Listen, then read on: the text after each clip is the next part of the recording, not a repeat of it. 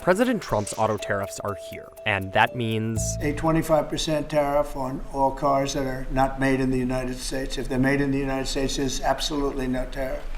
But no car, not even a US-built Ford F-150, is 100% US made. Just look inside. It's made up of thousands and thousands of parts. Those parts come from over 24 different countries. Countries like Mexico, Canada, Romania. Trump wants these parts to say made in the US. But moving all of this is not so simple. To lift and shift that whole thing, that's kind of like saying, oh, pick up the state of Maine and move it over to Wyoming. Could you do it? I suppose you could, but man, it would be tough duty. So let's break it down to understand what Trump is trying to do with a slew of new tariffs and why automakers are warning it could backfire. This chart shows where cars sold in the US are coming from. All of these cars now face that 25% auto tariff. But this 53% of US-made cars is also affected by that tariff because of all of those foreign parts.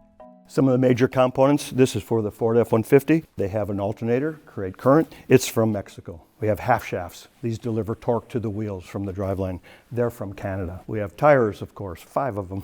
These come from Korea. Of course, you have to have wheels. In this case, a styled tractive wheels. These all come from Mexico. Those tires from South Korea would face that auto tariff and any reciprocal or universal tariff placed on the country. Those parts from Canada and Mexico, well, that's where it gets more complicated. Eventually, they would face that auto tariff, any reciprocal or universal tariff, and an additional Mexico-Canada tariff. But the White House said parts compliant with the U.S.-Mexico-Canada Trade Agreement, or USMCA, remain tariff-free until there is a process to apply tariffs to their non-U.S. content. And for some parts, like a transmission, there will be a lot of content to consider. When you realize what goes into an automatic transmission, that's what this is. And so you can see this plethora of parts, gears and seals, springs, fasteners, valves, and shafts, all these different parts. They can come from different suppliers, and those suppliers can be located pretty much anywhere in the world. Take a look at this map showing how Canadian manufacturer Linamar creates transmissions for the US market today. It takes 7 border crossings before that part is in a car being sold in the US. These 3 crossings into the US would eventually face Trump's tariffs. And even if the manufacturing of all of this was moved into the US, this part, the raw steel, would still be subject to Trump's 25% tariff on imported steel and aluminum. This is going to be disruptive on day one. It's going to increase the cost of doing business. The total amount depends on the vehicle. A Cox Automotive estimate shows a car made in the US would incur $3,000 in cost from the Canada-Mexico tariffs, plus another $3,000 from the tariffs on foreign-made auto parts. Then research shows an added $400 for the steel and aluminum tariffs, and more for any reciprocal or universal tariffs. Have you heard any concerns from the automakers, though, about the tariffs on parts that will go into effect over the coming weeks, about what that's going to mean for the price of Well, I gave them a American-made big cars? break for a month. I didn't charge them anything, for a big month, for that first month. And they brought a lot of material into this country because they could bring it in without tariff. But eventually, added production costs could change what cars buyers see on dealer lots. You could see a stop in production of a number of vehicles, some of which are very important to some of the automakers. Trump's goal, however, is to pressure automakers to make them in the US instead. This is going to lead to the construction of a lot of plants. And the White House said the duties on Canada and Mexico are also meant to disrupt the drug trade.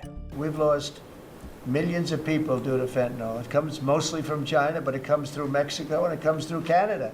The trade group representing Ford, GM, and Stellantis said it's critical that tariffs are done in a way that preserves the competitiveness of the North American auto sector. North American is the key there. Because of the Trump-negotiated USMCA and NAFTA before it, automakers have essentially viewed these countries as borderless. We have really built the industry around that free trade zone that's existed for so long. It's why Mexico and Canada exported about $75 billion in passenger cars and more than $100 billion in auto parts to the US last year. So shrinking supply chains to just the US? If you had to move production of a vehicle or even a complex system like an engine, a transmission, an axle, and you're making that in Canada or you're making that in Mexico and you just want to move the plant, that could be years. Analysts say even shifting a foreign-made part to a U.S. supplier can take months. We have well-established, very detailed testing plans for every component on a vehicle, and we don't get to skip those just because we might want to, or it might be easy, right? Because it's a safety and quality issue. It costs money and it costs lives when we get those things wrong. So either choice, moving production or facing the tariffs, come with added costs, some of which economists say will be passed on to consumers. That will push up already elevated car prices. This could then tamp down demand and slow production. If there's less production, there'll be less demand for workers in the North American auto industry. Even before you get the cut in profitability, there'll probably be a push for more labor-saving investment in U.S. production to try to compensate for the increased costs elsewhere in the production process. That labor-saving investment, analysts say, will come in the form of automation. When you move production to the U.S., you do it, because you need to be close, but it doesn't necessarily bring a lot of jobs with it. It brings a lot of automation. But the United Auto Workers Union applauded Trump's tariff on foreign autos, adding it's now on the automakers to bring back good union jobs to the U.S.